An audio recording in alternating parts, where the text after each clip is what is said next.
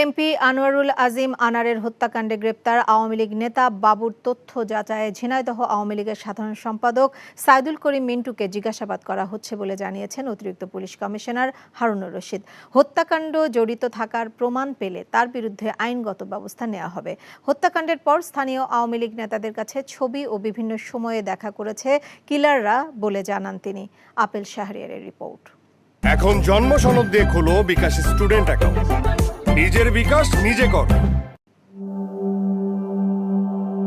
MP Anwarul আজিমকে হত্যার আগে শারীরিকভাবে নির্যাতন করে অপরাধীরা। হাত পা বেঁধে পাশবিক নির্যাতন ও পরে হত্যার ছবি আখতারুজ্জামান শাহিন সহ বেশ কয়েকজনের কাছে পাঠানো হয়। ভিতরে কলিং বেল বাজলো, খুলে দিল, তারপর খুলে দিল সিএসটি খুলে দিল। তুমি তখন কোথায় ছিল? এই জায়গায় ছিলাম। এই জায়গাটা ছোট সোফা ছিল। কলকাতায় গ্রেপ্তার জিহাদ সে লোমহর্ষক বর্ণনা দেয় তদন্তকারী কর্মকর্তাদের কাছে। নানা কৌশলে কিভাবে সঞ্জীবা গার্ডেনের ফ্ল্যাটে নেওয়া হয় এমপিকে।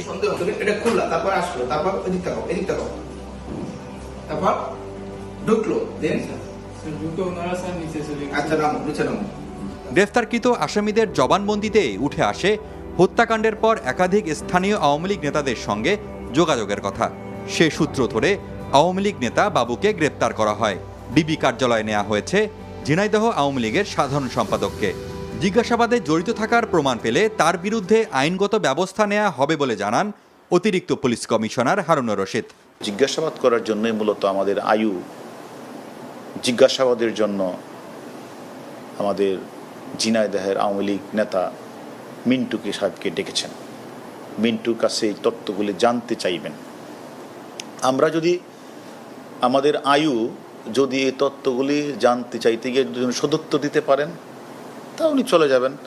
আর যদি আয়ুর কাছে এই কোনোটারই সদুত্তর দিতে না পারেন, আমাদের ইনভেস্টিগেশন অফিসার তার তদন্তের ধারাবাহিকতায় উনি যা করার সেটাই করবেন। 12 মে চিকিৎসার জন্য ভারতের পশ্চিমবঙ্গে যান এমপি আনার। 13 মে নিউ টাউনের সঞ্জীবা গার্ডেনের ফ্ল্যাটে খুন হন তিনি। Apple Shahriar, NTV news, Dhaka.